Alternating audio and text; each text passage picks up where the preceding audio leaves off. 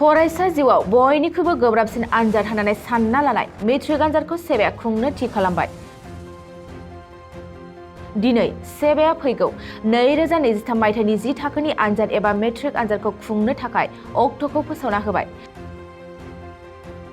सेबानि बादिब्ला फैगौ 2023 मायथाइनि 3 मार्चनिफ्राय 20 मार्चसिम देग्लायनि मेट्रिक आनजादखौ खुंनो थि खालामनाय जाबाय।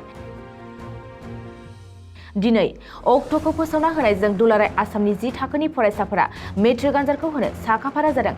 मेट्रिक आनजादनि अक्ट' बायदियै 3 मार्चआव इंराजि आयदाया फुंबिलिनि समाव जागायजेनगोन। बेनि उनाव फैगौ 20 मार्चसिम फारि गुबुन गुबुन आयदाफोरनि लिरनाय आनजादा खुंजागोन। फारसेथिं देग्लायनि मेट्रिक आनजादखौ गोदान सोलोंथाइ खान्थिनि सिङाव खुंनाय जागोन होननानै सेबाया आनजाद होग्रा फरायसाफोरनिसिम मिथिहोखादों।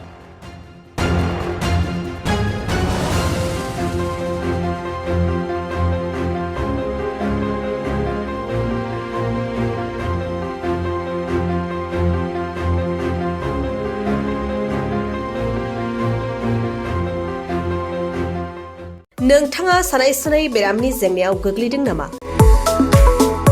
जुदि नोंथाङा सानाय सुनाय दंब्ला जिंगासिनांगौ गैया। चिरां जिल्लानि बेंटल गेट साफागुरियाव दायो एसआइ निउर' थेरापि सेन्टार दंसै।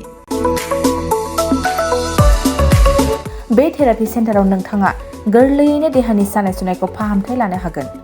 बे आथिं सानायानो जाग्रोदों, ओमफ्राय जानाया एसे सिगांनिफ्रायनो जाखादों, ओमफ्राय बिदिनो गुबुन गुबुन मुलि जाबाबायदों, ओमफ्राय हामाखै।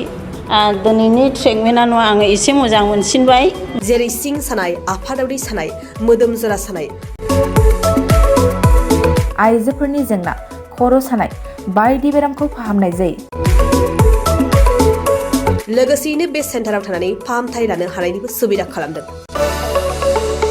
नोंथांमोनहा एसआइ निउर' थेरापि सेन्टाराव फाहामथाय लानो गोसो दंब्ला नैबे मबाइल नम्बर 7620160459 नङाब्ला 9476977956 आव थोंजों सुलाद लानो हागोन।